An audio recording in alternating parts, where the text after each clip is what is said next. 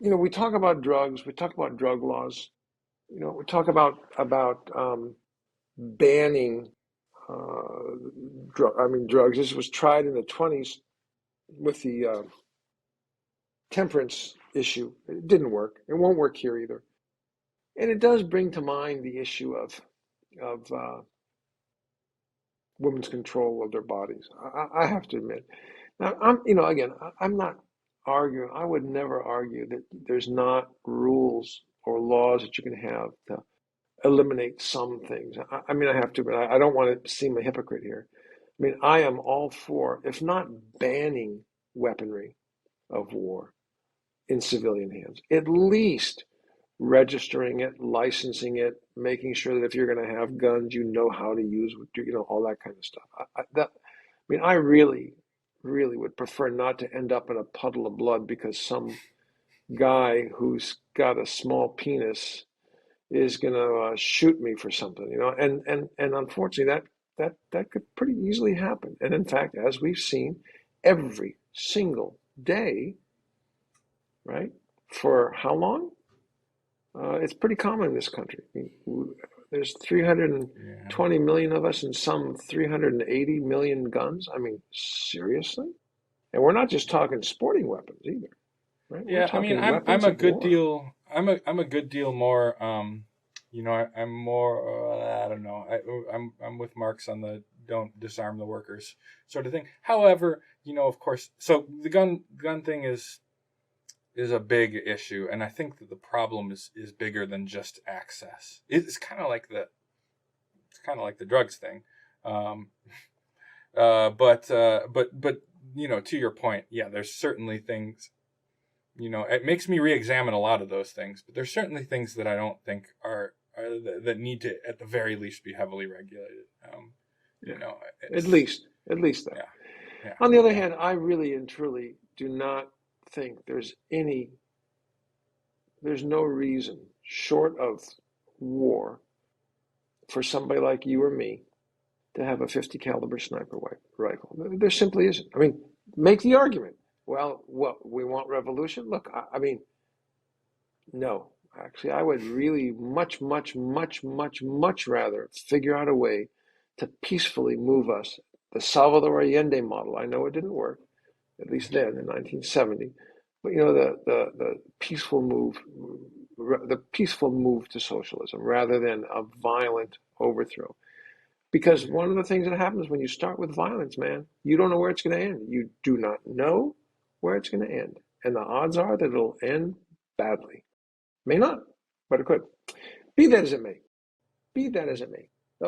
I think there are some things that should be and could be regulated, right? And I think and so I think though like the whole drug issue, the regulation of women's reproductive rights, reproductive ability. Forget the word rights. It's the regulation of a woman's body by the state is absolutely crazy. I mean, we know where this ends. I mean, actually, we don't know where it ends. We know where it goes. I mean, it may end with the banning, as this so-called Supreme Court of the United States, this corrupt court, has alluded to. They're not all corrupt, I know, but the Supreme Court has alluded to getting rid of or again making illegal again gay marriage, making illegal again interethnic marriage. Right? I refuse to call it interracial marriage because it's one race, just different Race doesn't pigmentation. exist. Yes, right. And that's what those guys are doing. But they're starting with this issue of a woman's right to control her reproductive ability, and they do it in the most dishonest ways, the most dishonest ways. So first of all, if you if you pass laws, as have been done, to eliminate legal abortion, what you will do, what you will unequivocally do, is make sure that abortions are unsafe. And that's all you'll do. You will not decrease abortions. There's papers on this written in the pre-Roe era. It's as clear as can be that you are condemning women to death by by infection, perforated uterus. They will die.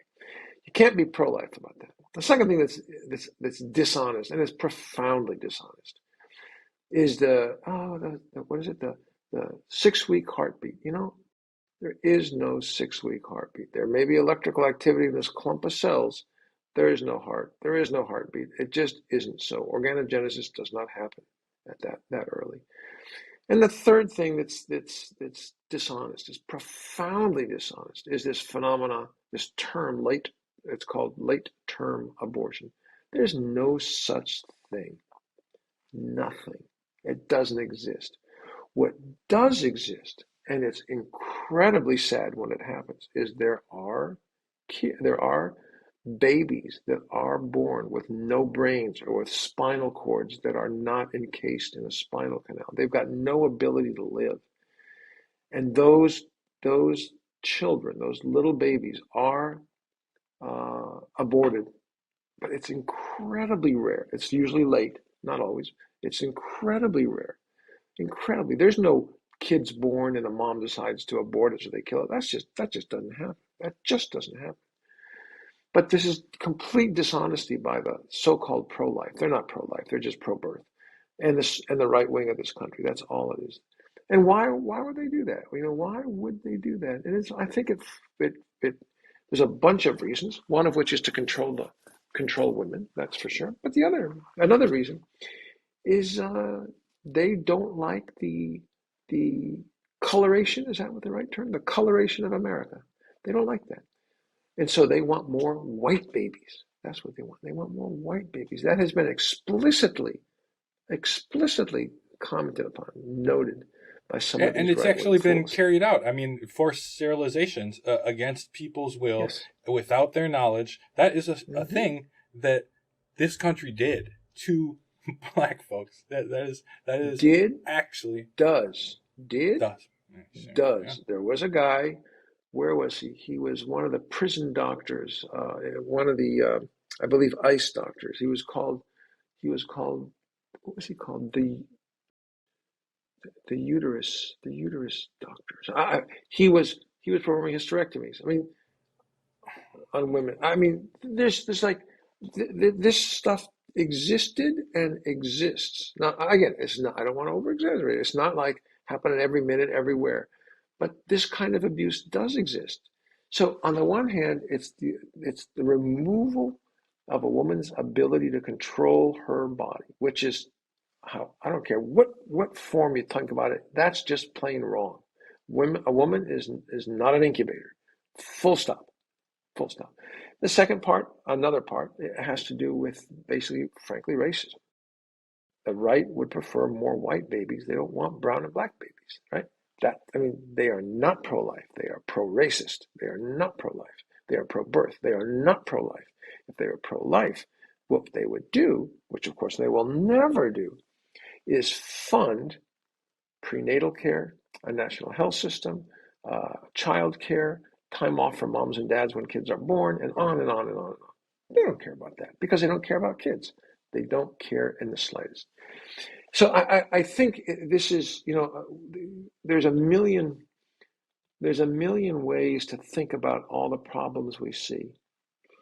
But I think we have to be, on the left, I consider myself on the left, we have to kind of be, is a term, intersectional about this. I love that term. I have a friend who uses that term all the time. Intersectional. That's a great term. First of all, who are the people being most oppressed, most abused, most at risk at the moment that we're living? Right? The most. Right now, the open calls for attack are on the LGBTQ community. Not the biggest community in the country, and the trans kids aren't the biggest group in the country, but it doesn't matter.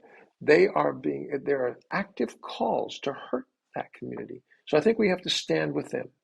It's not a matter of size. It's a matter of where the fascist elements in our country think that they're going to start to poke and prod, and they think they can get away with it. So we can't allow that. We have to stand with them. We have to stand with women. Of course, we have to stand with people of color. Of course, we have to do all of this together. Right. I mean, there is an old saying on the left that no one's free till everyone's free, and that's certainly true today with regard to uh, Yes. both ethnicity, the civil rights, and woman's right to control her body. So Yeah. I think we have to stand. Thomas Sankara famously said, "There is no liberation without women's liberation," and I think that's Yes, true of a lot of people. and I think that's absolutely true. There's women's liberation is not enough. Yeah, It's more, for right. all It's people. like we have to fight for liberation, for justice, for everybody, even the weakest among us. We have to. And some folks have a problem with that. And well, I mean, but I don't know about these trans guys. I don't know. I'm not trans, so like I don't know. No, no. You don't have to like somebody to treat them as a political friend, a comrade. You don't have to like them. It matters though that you stand with them where it's appropriate. And if we step out of line, we should be criticized. No question about it. I mean, I have had these discussions for years now, for example, with regard to the Palestinian movement. And there are folks who say, well, I'd sort of like to support the Palestinians, but they just keep doing this stuff that makes me not want to support. I say, excuse me, excuse me. First of all, you hear what the press wants you to hear, number one. Number two, an oppressed people does what they have to do to try and overthrow their oppressors. I mean, I would love it to be all honey and candles and, sweetness, but it's not so. You stand for justice. You stand for justice. Full stop. Not against Jewish people, against the Israeli state, but not against Jewish people, absolutely. And if our Palestinian brothers and sisters move out of line, as it were, not out of line, but do something that is inappropriate, we think politically, we comment on that. We make a statement about that. There's no question about it. We have to stand for justice for all, and that in this case, and our moment, is with the LGBTQ community, women, and frankly, I think internationally with the Palestinians. That's what I think. And I think it's worth saying, the connection here is where these things dovetail is you can think you can I mean abortion can bother you. It can be, you can be Yes. someone who thinks there should be less abortion. That is Mm-hmm. okay. Mm-hmm. But Mm-hmm. do you want less abortion? Well, much like drugs, the answer is very clear, and it's not to criminalize abortion. It is not. That's right. If you want more babies being taken care of, the answer is not to make abortion illegal. If you want more, all by all Illegal, metrics, illegal, yeah, illegal, exactly, illegal. exactly. Yeah, no. It's so there are examples in the world. So in the European Union, one of the highest performers in this area is the Netherlands. And in the Netherlands, uh, sex education happens early and comprehensively. Birth control is available at will without mom and dad's permission, anywhere and for free.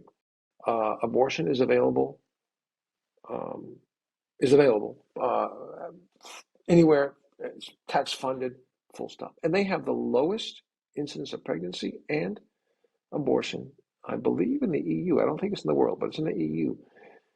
Because the ability to not get pregnant, there's also, by the way, if you want to have a child, there's a safety net for that as well in that country. So, but if you don't want to have a child, the ability to know what you're doing if you're going to have sex, as people will do, so that you don't get pregnant, to have birth control so you don't get pregnant, that all exists, and they have the lowest rate again, I believe it's in the EU. There are examples that work. We could do this if we wanted to. Again, this is not a matter of wanting to decrease abortions. I don't believe that for a moment, that that's what the so-called Christian right or the right wing in this country wants. They don't want to decrease abortions. What they really want to do is control women and have more white babies. That's what they Well, I really think want to that do. that may even be the case in terms of like the individuals who vote for these guys. Like I think that there's a disconnect between what the people pushing this sort of stuff, and the people getting voted in on the back of this Hmm. stuff, and Hmm. maybe what the individual. I mean, okay, there's some hypocrites. They're just awful people, and they're awful people. We dismiss them, write that percentage off, however many that is. But I think that there's some folks who are like, they're being told this stuff, and they're being presented it in a way that makes it seem like it's either this or that. It's either, this is the solution to that. Making abortion illegal is the solution to there being, to the issue of abortion, to there being less abortions. If you want less abortions, then vote for this guy. And I think that's a Hmm. cynical move. I don't even, you know what I mean? It's not. I think that I hope that if a lot of those people were presented with the concrete information, that they would be able to be swayed to the point of view that the answer to there being less abortion is to legalize abortion. Right. So Fully. keep it legal, keep it safe, have sex ed, have birth control, right? All of that stuff. That I believe is the answer. But like much of reality, right? Reality, it's nuanced and it's a little complex and it takes some thought. It's much easier to say just ban this stuff and put the doctors in jail. I mean, really.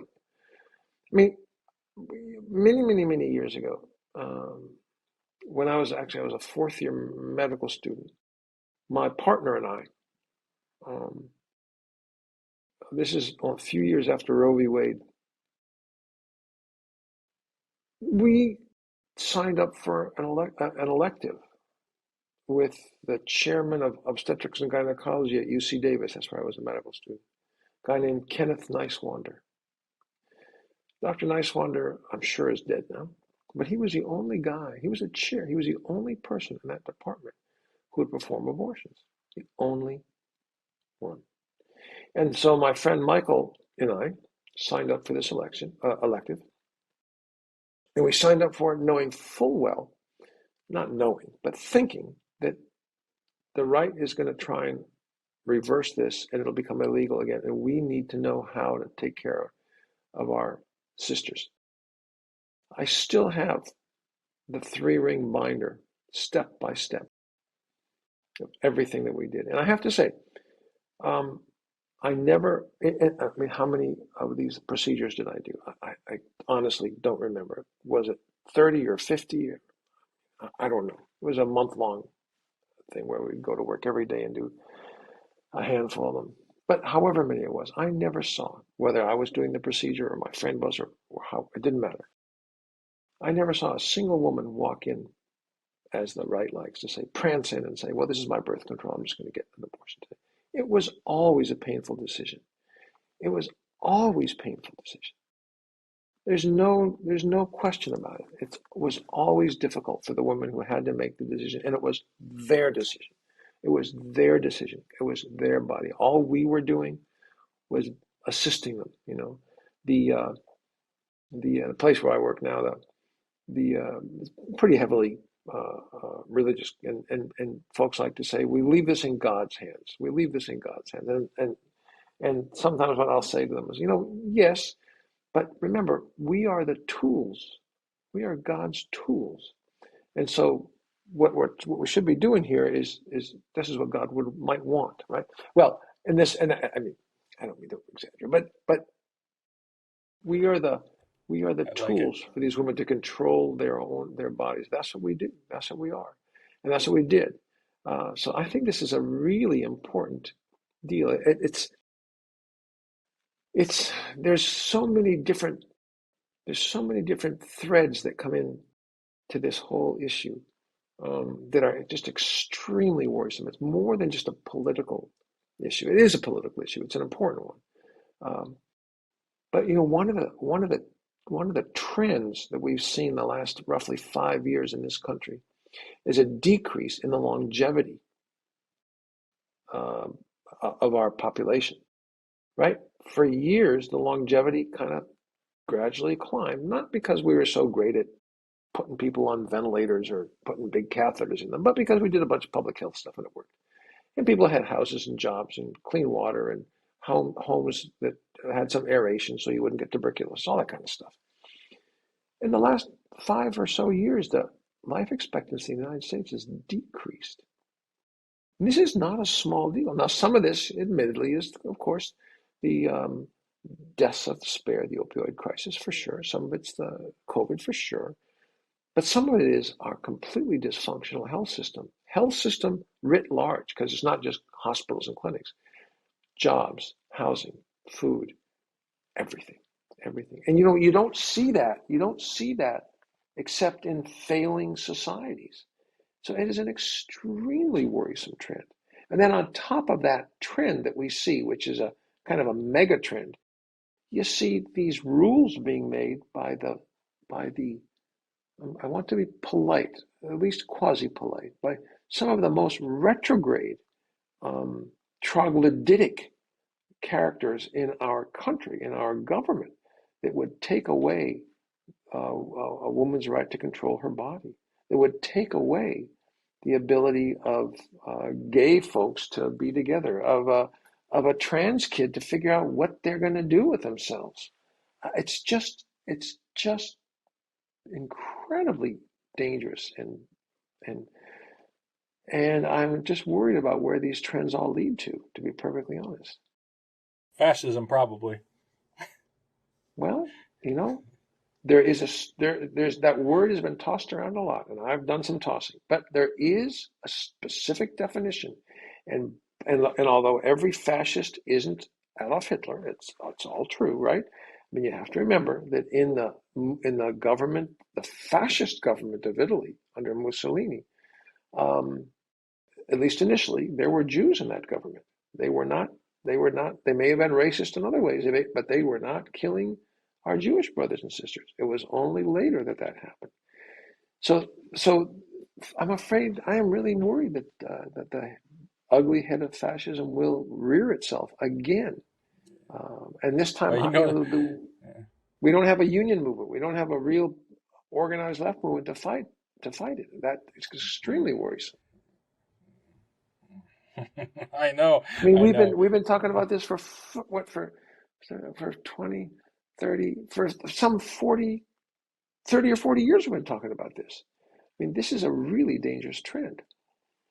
Hence, one of the comments about the whole gun issue and violence issue in this country, right? I mean, the way that the right will move is to create violent events that will then be blamed on progressive elements, the left, and then they'll move in and try and break the back of whatever progressive movement there is. Yeah, well, So and don't forget the first people that I mean, like we talk about Hitler. The first people that Hitler went on after were not the Jewish folks. It was not it was the leftists. It was the communists right, and the socialists, past and then right, and then the Pastor right, yeah, Niemöller's poem, Pastor Niemöller's poem. right, When they right, came for the communists, I wasn't a communist, so I didn't say anything. Then they came for the union workers, but I wasn't a union worker, so I didn't say anything. Then they came for the Jews, but I wasn't a Jew, so I didn't say anything. And then they came for me, and there was no one left to say anything. I mean,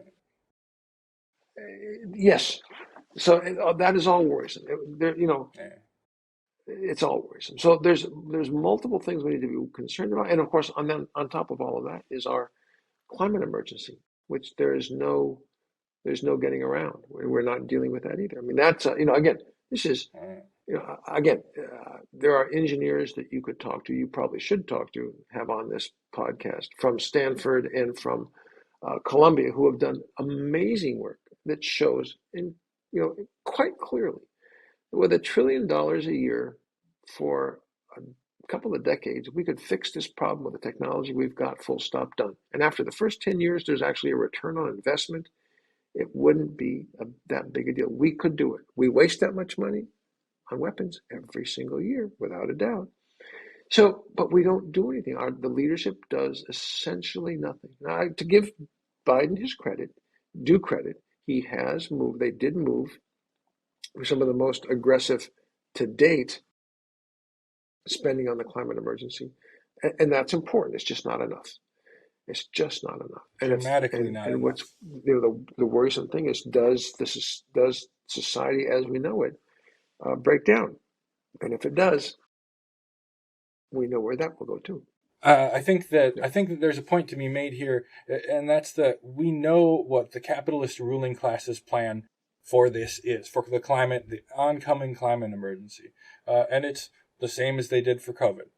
Let you fuckers die. Line them up and toss them in the garbage. We are at what 1.1 million people dead of COVID so far. Their plan. That's probably an underestimate too, by the way. It's probably 20 or 30% higher than that. Yeah. Yes, absolutely. And so it's I don't know the answer to it, but it's up to us to fight for this stuff.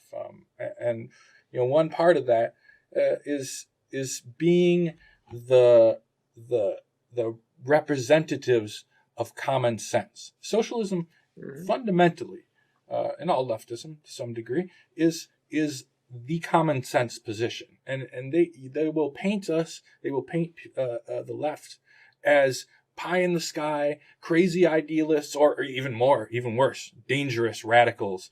But this isn't crazy. It's not. For example, one of the early socialist victories in the U.S. was the public sewer systems of Milwaukee. The sewer socialists, Gene Debs, all these guys, the Socialist Party in the U.S. And once upon a time, it was inconceivable, a radical, insane idea that the sewer system should be publicly owned. And there was shit in the streets. It was horrible.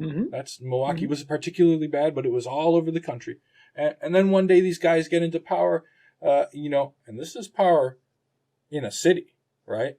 This is not winning the presidency. It is power in one city. Right. That's something that you and your friends could do. That is a doable thing. And it swept the nation. It is now all the sewer systems are public because it's an insane way to do it. That is being the representatives of common sense. And this is common sense. Decriminalizing opiates so that and pumping money into rehabilitation. That is common sense. That is how it works. Legalizing abortion, that is common sense. And legalizing marijuana, as we see, right? Most Americans agree on that. That is common sense. Same thing, national health care, common sense. And the fact of the matter is when you put it in front of people, when you tell people, you just divorced from all this rhetoric about it, you say, should there be Medicare for all? I mean, even now, with the divides that we have, hovering between 60 and 70 some percent of Americans agree. Now, why don't we have that? If all of us agree, or enough of us agree, that we have the majority. Well, people like to say, politicians. In fact, I just had this discussion with a friend this afternoon. He was arguing that we're really a 50-50 country. We're split 50-50 or 49-51. And so that's why we can never get things done. And so I stopped him. I said, actually, I think you're off base a little bit. I mean, it's true if you go to Washington, D.C., it's a 50-50 roughly split. It really is. But that's due to gerrymandering, and that's due to Citizens United. That's due to the fact that we have one of the most corrupt political systems in the world. It may not be the most corrupt, but it's a pretty corrupt system, right? You can buy anything you want. Pretty bad. But when you lay the ideas out in front of the American people, whether it's national health, climate emergency, education, we're really a 60-40 or 70-30 country in favor of the ideas that we support, that the progressive elements of us support. We really are. It just doesn't get translated because of the literal corruption of our political system. The question is, where does that end up? Because you can't continue on that forever without something going terribly, terribly wrong. It's already gone wrong. And it really does. It really worries me. I mean, does it worry me for me? I mean, look, I'm an old guy, and another 10 years I won't even be around, I expect. But for you and for my kids and for our grandkids, right? It really does worry me. And if it worries me for my family, it's worrisome for everybody else's family too, because that's part of what we are people who care about our fellow humans, our fellow living entities. I would say humans, but I mean, it's not just humans who are going to be ruined by this climate disaster. It's the animals that are also in our world with us. So I mean, not to be too Pollyannish about it, right? I mean, but it really all of this matters, right? I mean, we are destroying our world at a rapid pace, and as we do it, we are leaving behind the detritus of our society. That's the people that are just left behind, rolled into the dust, run over. Um, and it's as if the leaders of our country, just do not care. And it's not just our country. That's the other thing that's so disturbing.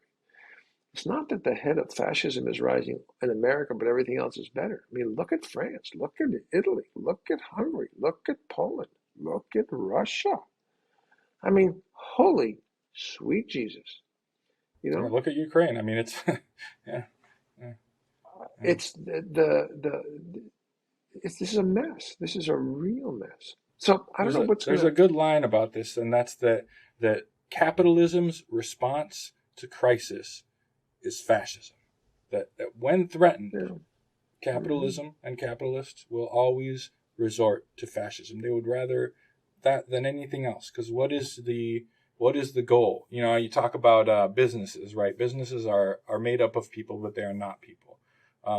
And one of the driving factors in a business is fiduciary responsibility. That means the responsibility to profit, the responsibility to make more money, and so that system will drive everything else into a nosedive. They'll crash the plane into the mountains or whatever because of a series of completely rational decisions, and that's hmm rational from the point of view of the Right, business making profit.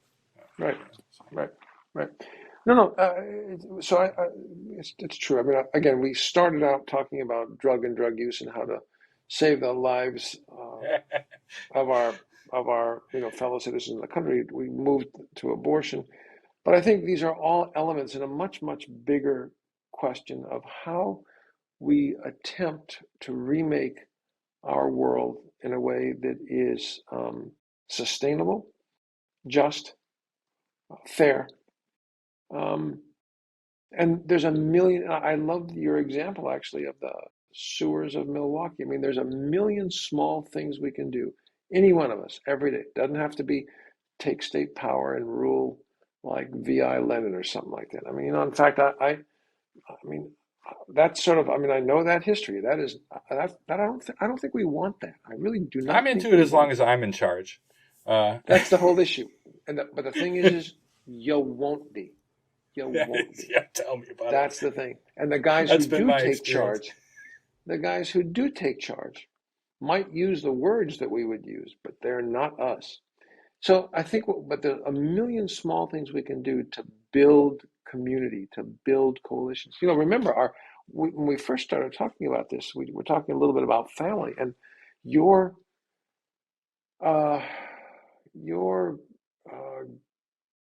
great grandfather, my grandfather, came from Lebanon, and in the 1890s, late 1890s, early 1900s was part of the populist movement, right? Which was a progressive movement, the Grange movement, a specific arm of it. And those guys, saw what was happening to farmers in North Dakota, South Dakota, and the Plain States.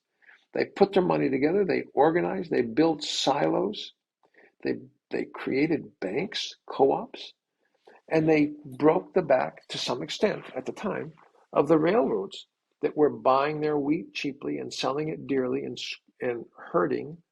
harming the farmers. They did all that. So it's possible to take small steps, and with each small step to organize our communities a little bit more, a little bit better. And the more we see that we're in this together, the more I think the more that we can come together as a really powerful group, a coalition, uh, to demand what we actually know we need and want, which is, as we've stated, a just economy, a system of justice, not a carceral system, and so forth. You know. Like common sense solutions, and I think Yeah. that there's I think there's another, you bring that up, the Grange movement, that is, I think that's really relevant in a couple of different ways, and not just the ones that, they're addressing common sense concerns that affect all these people, and that's how they build power, but also they were broken, because, like a lot of movements, now I can go to my lifetime or whatever. I was involved in the Bernie campaign, not high up or anything, and I've been involved in a lot of stuff. They will go to no end. They will stop at nothing. They will stop at nothing to destroy you and to discredit you and to get rid of you. And if you're not expecting Mm-hmm. that, then you're in for an unpleasant surprise. So it's, as you do this stuff, wherever you are, whoever you are, you know, expect resistance. Be prepared for the most unfair, unjust, justifiable, and horrible things. Actually, Mm-hmm. to bring it back even further, or well, not further than the Grange movement, but into our discussion about opioids. One of the reasons we have this sort of crazy drug epidemic, this explosion of crime and drugs in the U.S., part of Nixon's plan to turn, because he couldn't fight blackness, he fought, associated them with drugs and all this sort of stuff. This sort of plan, part of that, and part of doing that around the world and spreading the powers of capitalism around the world, was to use, like they did in South America, and like they did in Iran, and like they did in black communities, sell drugs. Bring in drugs into the country. The U.S. part of this is, whatever. And the CIA, and the FBI, all these guys, these national security guys, they do this stuff to undermine these movements. Part of that was taking cocaine from South America, bringing it into the U.S., selling it to black communities, using the money, the proceeds from that, to fund right-wing terror groups throughout the world, particularly in Iran and in South America, to squash leftist movements. And so there is, they will stop at nothing. The powers that be will pull out all the stops, and maybe that'll mean doing what they did to Bernie. If they can get away with that, they'll do it. That's, the lightest touch possible, right? But if Mm-hmm. you become if you become the Black Panthers, they'll just kill you. You know, So the they'll get guy, you. the one guy who did most of the writing on that, on what you just described, was now a man now dead, who wrote for the San Jose Mercury newspaper. And in the late 70s, 80s, through maybe 90s, this guy wrote, Gary, I'm blocking on his name, but an amazing reporter who was hung out to dry and who finally took his own life. But the reporting that he did was just amazing. Now, there was a Chalmers Johnson, a historian at UC San Diego. Gary Webb. It Uh, was Gary Webb. Gary Webb, that's right, Gary Webb. Gary Webb, right? His writing was amazing. Chalmers Johnson, a historian at UC San Diego, who was himself, he described himself as a cold warrior, at least at the beginning. At the end, he certainly wasn't. But he wrote about the things that we were doing, our government was doing overseas. And he said, what will happen is these will blow back on us eventually. And I think what we've seen in the last handful of years is exactly that blowback. It's not just Gary Webb's writing on the drugs that came back to hurt us. It's the violence, political instability that we've helped create throughout parts of the world that have now come back on us. It's extremely dangerous. I mean, again, a different issue. Different issue, right? But there are many people who might listen to this. Probably most would know this, but some would not know that. Iran is not a country. It's got multiple issues. There are problems that they've got to fix, but Iran is not a country that has always been, quote, our enemy, unquote, right?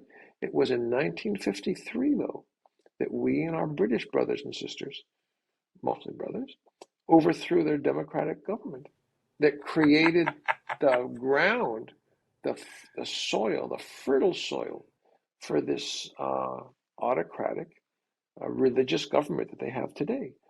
It's like things don't just happen by themselves. And we talk about the right loves to talk about our insecure southern border.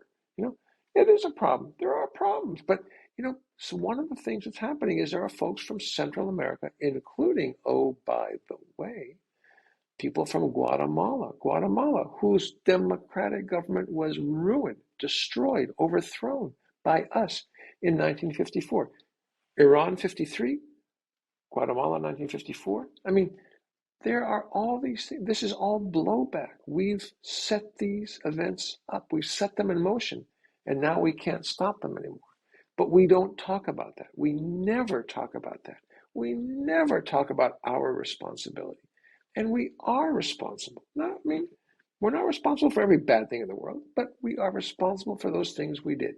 You know, and you can't unring the bell that's been rung. That is all true, but you can decide which direction you're going to go in the future, right? And we've not seemed to learn that lesson. We have not learned it. We didn't learn it under Eisenhower. We didn't learn it under Kennedy. We didn't learn it under Obama. We certainly didn't learn it under Trump. And I'm afraid we won't learn it under Joe Biden either. We have never learned that lesson. We have never been willing to. It's one of the many lessons that we refuse to learn. Our impact overseas has not always been positive. Another lesson is we refuse to learn the lesson of racism in our history. We will not do it. We do not want to do it, as if somehow we become weaker if we do that. Quite the opposite. There is a beautiful movie by Michael Moore called "Where to Invade Next." It's not about where to invade, but what Michael does in this movie is he travels to multiple countries in the world, and he visits areas and sees things that he wants to bring back to make us better. The movie itself is worth seeing for a million reasons, but one of the things that's most moving in that movie is German high school. And in German high school, they teach the Holocaust. They teach these kids didn't perpetrate the Holocaust. They're Germans. They didn't perpetrate the Holocaust. But they teach the Holocaust to these kids. They teach how it's the responsibility of these kids to make sure something like this never happens again. And one of the most beautiful scenes in that was I don't remember his name, a Pakistani kid whose mom and dad, he's a German, but his mom and dad had been Pakistanis. They moved to Germany, immigrated. And he said, this kid who a generation ago would have been in Pakistan, clearly wasn't responsible for the Holocaust, says, but I'm a German. Now I'm a German. And it's our responsibility to know about this and to make sure that it doesn't happen here or anywhere else again. Right? Never again doesn't mean just we don't want to see Jewish people killed. It never again means we don't want to see any Holocaust perpetrated on any people again. The Germans, again, every country's got its flaws and its pluses, but that piece of their education system is just, I think, magnificent. We could learn from them. They're stronger because they recognize it. We're weaker because we refuse to recognize that what's going on, has gone on with white supremacy, has partly ruined our country and continues to. The latest More example simply blind. being, yeah, but the latest example simply being the latest deaths at the hands of police of young men, young black men. Come on, but it's not just it's young black men and women, but it's also young white men and women. We refuse to deal with the problems that we have to deal with if we're going to be a society that has any staying power. So again, it's Yeah, that may be a little man. further. Yeah. It's far afield, but it is connected. And actually, so you know, there's this tendency. I think you're bringing up, uh, this sort of, the sort of wanton murder of people of color and poor people, more broadly speaking, actually speaks to a good point in a couple of different ways. One, in that it is a systemic thing, but another that I see, on the left is, there's this sort of tendency to blame, you know, to want to personalize this sort of stuff. So instead, for example, in terms of police violence, to sort of focus on the police aspect of it, being like, oh, it's the cops. They're making this decision, and we need to, whatever. But the thing, I guess, that one of the things that I want to push in all this, and it's similar to the drug issue, in that it's not, for example, fentanyl would be another connection here. It's not the big pharma guys that are causing this sort of massive explosion of fentanyl. It's not just any one thing. It's not a person that causes this stuff. Just like the police, killing folks, it is a system. It's not, and the people, the people are just cogs. They could be good or they could be bad. It's Well, but it look at is, the and look at so the. I think you're right. I'm sorry for interrupting, but look at the no, Memphis police officers. Look at the 5 police officers who were just fired. These were African Americans beating to death an African American. This is a system. This is. I think that's the thing. It's really easy to say, well, it's just that white guy, or it's just that black guy, or it's just that brown guy. This is a system that is corrupt, that views a police system, for example, that I think views us as the enemy. They are essentially an army of occupation in our cities. This is a huge problem. That is not to say that there are not good and decent and flawed human beings who are members of those police forces. I mean, I've known in my town a bunch of them, decent guys, some too. not so decent others. But but it's got to be addressed as a systemic problem, not as your problem. You're the problem. I mean, that does happen. There are individual, quote, bad apples, unquote. But Sure. this is a system that's designed for oppression, and it succeeds magnificently in providing that. It certainly doesn't succeed in preventing crime. That is for sure. That is for sure. Yeah, yeah. No, it's not big So no, pharma. so I'm It's with you. not. I mean, but I think it's a good point. The point you make, though, is a really important point. It's a very good point. And I think it's better to be talking about, I think it's better to, generally speaking, speak in terms of the systemic problems of the system that we can address rather than trying to cull and then isolate some select group that, again, there may be issues that you have to deal with that individual group, but in general, and again, this is, I think, our worldview in general. We are, we are, there are good people everywhere in all walks of life. And it's up to us to try and make that goodness come out even more and find the goodness in others who maybe it's a little harder to see it in. Give them the opportunity. And I think that's what we need to, that's what we do. I think that's what we do. I think that's the answer. It's like Anyway, so that's many my, things. yeah. Solidarity is the answer, right? I mean, maybe. Yeah. Solidarity is the answer. Solidarity is I the like answer. it. Yeah, it's true. I That's true, man. like it. We fixed it, Uncle Joe. Okay, my friend. Well, we will. I guess I don't know how long we've been going. We've probably been going long Oh, enough go. for this for now. So thank you guys for joining us, and we'll see you next time. Subscribe to us so that you can see us again. We're on all the platforms, and just look for us, Comrade Uncle Pod, pretty much everywhere.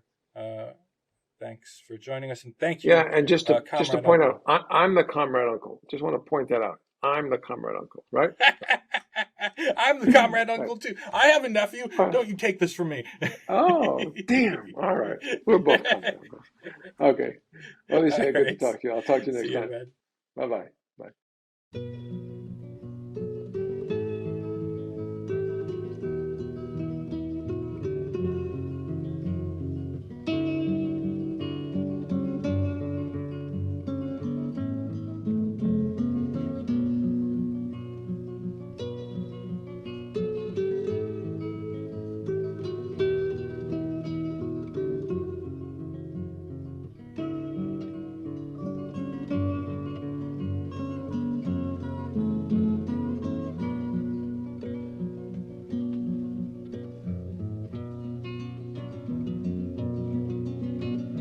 Yo no canto por cantar, ni por tener buena voz. Canto porque la guitarra tiene sentido y razón. Tiene corazón de tierra y alas de palomita. Es como el agua bendita, santigua glorias y penas. Aquí se encajó mi canto, como dijera Violeta. Guitarra trabajadora, con olor a primavera.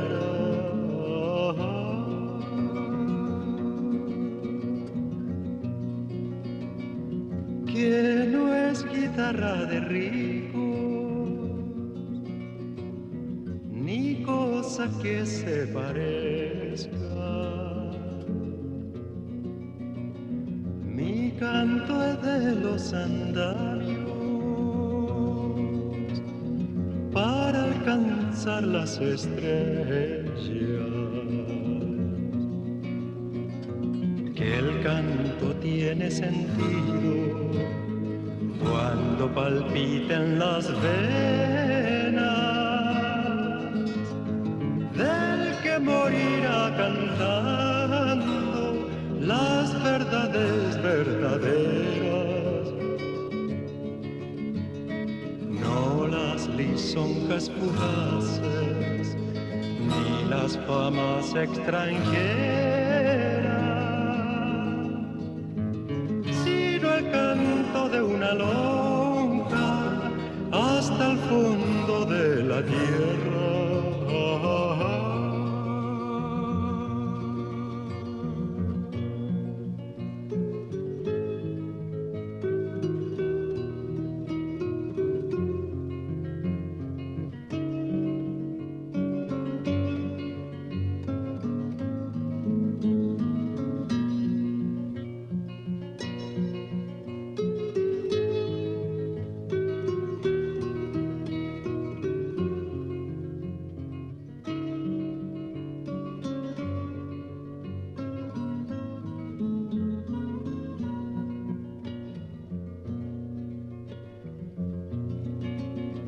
Ahí donde llega todo